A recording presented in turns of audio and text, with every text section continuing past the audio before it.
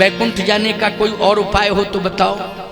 मैंने कहा अच्छा एक बात बताओ, कितने लोग जाएंगे बैकुंठ? अगर बैकुंठ डायरेक्ट भेजें तो सबने हाथ उठा दिए, लेकिन एक देवी जी ने हाथ नहीं उठाए। हमने कहा तुमको बैकुंठ नहीं जाना है, कौन हो तुम? बोले महाराज हमारे आगे हमारी सास बैठी है। हमने कहा तो क्या मतलब हुआ?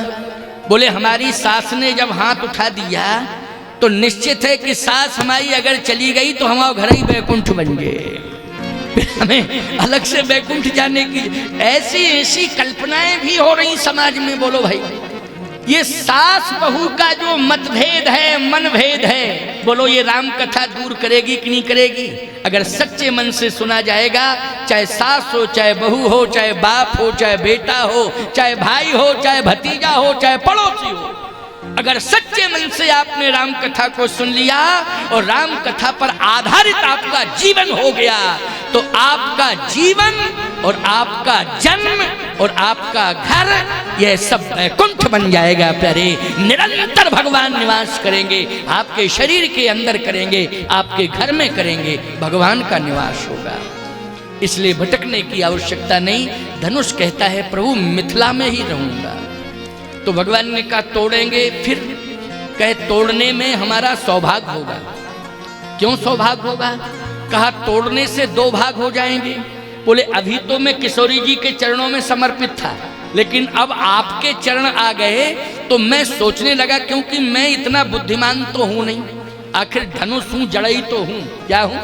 धनुष हूं तो जड़ हूं, अज्ञानी हूं, मेरी इतनी ऊंची सोच नहीं। लेकिन मैं ये सोच रहा था कि अभी किशोरी जी के चरणार बिंदों में मेरा समर्पण था, लेकिन जब आप पधार गए तो सोच रहा था कहीं मैं अगर दो रूपों में होता, अगर मैं कहीं दो रूपों में होता या दो भागों में होता, तो एक रूप तो किशोरी जी के चरणार बिंदों में, दूसरा प्रभु राम के चरणार बिंदों में। लेकिन आप आ गए, आप मुझे दो भागों में करना चाहते हैं, तो बस इतनी कृपा और करना कि एक भाग आपके चरण में मेरा हो और दूसरा भाग किशोरी जी के चरण में हो, मेरा परम कल्याण होगा। देखो ये समर्पण की पराकाष्ठा है। ये क्या है? समर्पण की पराकाष्ठा है प्यारे। इसलिए आज धनुष के समर्पण की पराकाष्ठा को भगवान ने देखा तो हाथ ऐसे किया, बस अपने आप धनुष आ गया हाथ में। बस ऐसे ही हाथ ही किया भगवान ने उठाने के लिए, लेकिन अपने आप ही आ गया धनुष भगवान के हाथ में। राजाओं ने कहा चुम्बक है, इस राजकुमार के हाथ में चुम्बक है, क्योंकि जैसे ही हाथ यूं किया अपने आप धनुष आ गया। चुम्बक वस्तु को खींच लेती नहीं, क्यों? जैसे हाथ किया अपने आप धनुष आ गया हाथ में। जैसे ही धनुष आया, राजाओं ने कहा धनुष टूटना नहीं, हाथ में भले बने रहो, टूटना नहीं। एक बात आपको बताएं, बहुत से लोग हैं जो हाथ दिखाई तो देते हैं कि फलाने के हाथ में हैं, लेकिन वो उनके हाथ में होते नहीं हैं। दिखाई देते हैं हाथ में है, हमारे हाथ में है। बहुत से लोग तो यहां तक कह देते पूरा गांव हमारे हाथ में। कुछ लोग तो ऐसे हैं पूरा जिला हमारे हाथ में। कुछ लोग कहते हैं पूरा प्रदेश हमारे हाथ में, कुछ लोग कहते हैं पूरा देश हमारे हाथ में। लेकिन अभिमान मत करना, क्यों? तुम्हारा हाथ ही तुम्हारे हाथ में नहीं है। सीधी सी बात, समझ रहे हो कि नहीं? जो तुम्हारा हाथ है वो तुम्हारे हाथ में नहीं है। अगर सफलता चाहिए तो अपना हाथ रघुनाथ के हाथ में पकड़ा देना, पूरा संसार तुम्हारे हाथ में हो जाएगा। हो जाएगा ना, पूरा संसार तुम्हारे हाथ में। ये सोच की बात है। इसलिए धनुष कहता है प्रभु हम आपके हाथ में आ गए। भगवान ने कहा तो अब हमें तोड़ना पड़ेगा। बिल्कुल तोड़ो, आप विलंब मत करो। अब राजा देख रहे हैं। भगवान ने कहा अगर राजा देखते देखते टूटते हुए देखेंगे तो न जाने क्या बगावत करने लग जाए। भगवान की माया ने ऐसा घेरा डाला, ऐसा घेरा भगवान की माया का कि लेत चढ़ावत, लेत चढ़ावत खींचत गाढ़े, ओ काहू न लखा देख सब ठाणे, तही छन राम मद धन तोरा, ओ भरे भुवन धुन घोर कठोरा, प्रभु दो चाप खंड मही डारे, देख लोग सब भये सुखारे। मिथिलावासी कहने लगे सियावर रामचंद्र की जय, सियावर रामचंद्र की जय, सियावर रामचंद्र की जय। राजाओं ने कहा चुप हो जाओ, सियावर रामचंद्र की जय कैसे? जब तक हम लोग जिंदा हैं तब तक विवाह होने ही नहीं देंगे। धनुष टूट गया तो टूट गया, टूट जाने दो। तलवारें निकल गई अपनी अपनी। अब जैसे ही तलवारें निकली भैया, लक्ष्मण जी ने कहा भैया आदेश दो, अकेले में ही पर्याप्त हूं, ये 10,000 नहीं पूरा खानदान बुला ले में, और 10 पीढ़ी की उतर आवे। आपका छोटा भाई अकेले ही पर्याप्त है। जगमा सखा निशाचर जेते, लक्ष्मण हनय निमिषमा तेते, लक्ष्मण हनय निमिषमा तेते। आप तो आज्ञा दो। भगवान ने कहा क्या सोच रहे हो? अरे सोच क्या रहे हैं, एक भी नहीं बचेगा इनके घरों में, सबके घरों में गरुड़ पुराण बचेगा, एक भी नहीं बचेगा। अच्छा बात सही है कि नहीं सही बताओ, है बात सही कि नहीं? जल्दी बोलो, है सही बात कि नहीं? गरुड़ पुराण सही बात है। भगवान ने कहा नहीं नहीं नहीं, देखो विवाह में लक्ष्मण मर्यादा का ध्यान खास तौर से उसे देना चाहिए जो दूल्हा बन के आया है। अच्छा हम दूल्हा की भूमिका में हैं कि नहीं? लक्ष्मण जी बोले आप हो लेकिन हम तो नहीं हैं। भगवान राम धीरे से बोले चुप करो, तुम भी हो, तुम भी हो। और सुनो, जो 2 भाई हैं ना भरत और शत्रुघ्न, वो भी हैं। तो लक्ष्मण जी बोले एक बात बताओ भैया, सीता जी और बहनें हैं? भगवान राम ने कहा सीता जी सहित 4 बहनें हैं और हम समेत 4 भाई हैं। लक्ष्मण जी बोले जन्म पत्री किसने बनाई कि 4 बहनें और 4 भाई? भगवान राम ने कहा सुनो लक्ष्मण, कान खोल करके अब मैं तुम्हें रहस्य बताता हूं।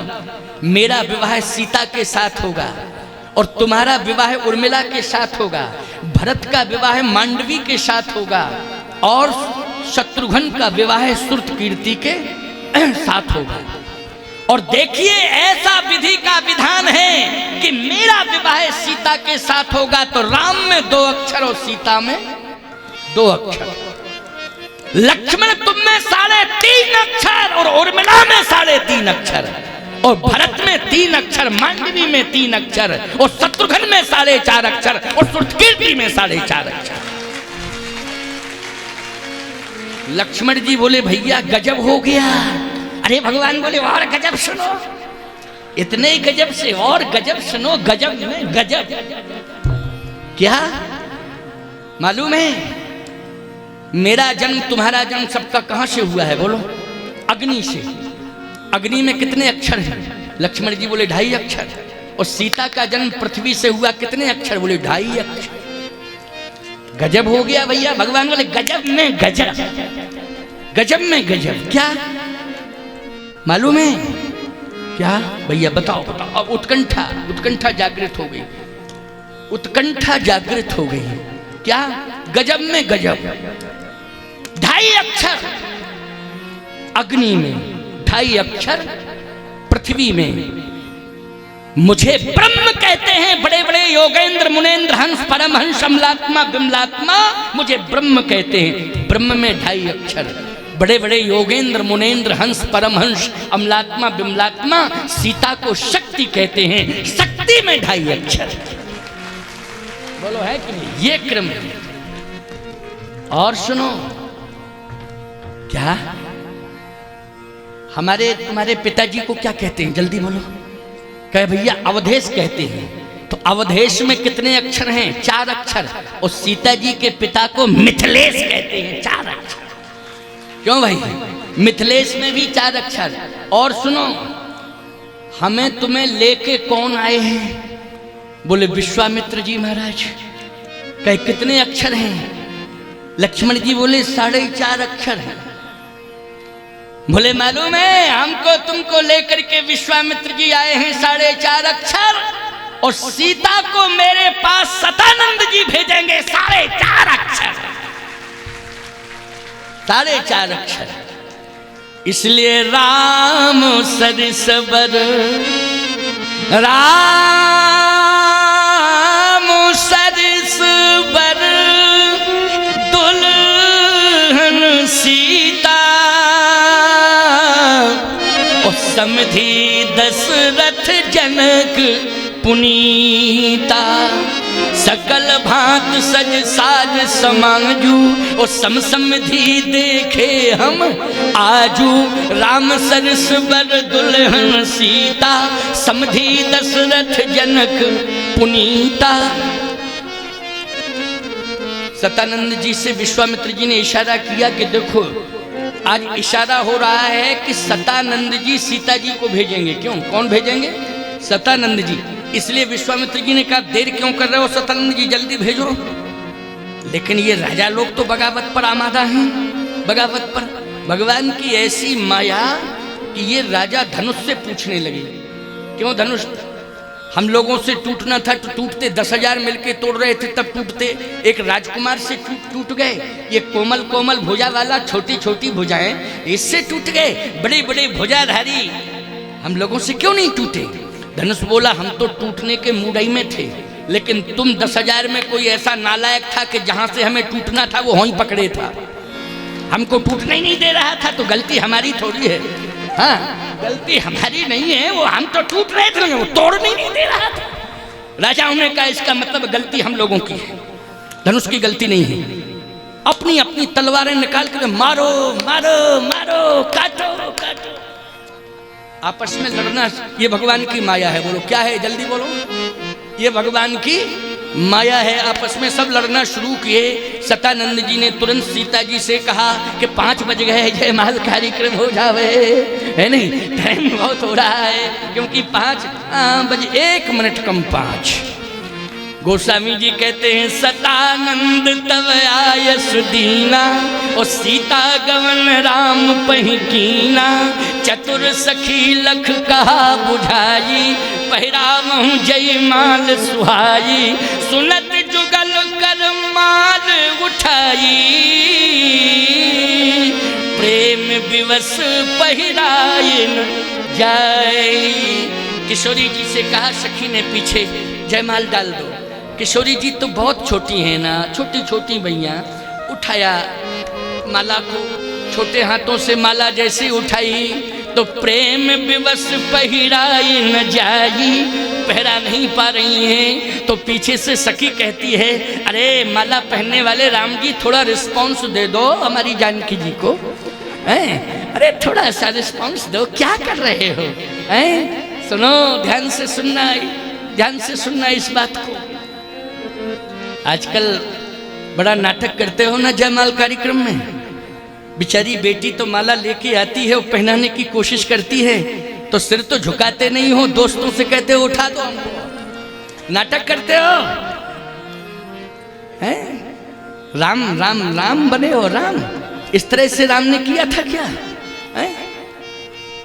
आप कहो महाराज तो सिर झुकाया प्रभु राम ने। सुनते जाओ इस बात को।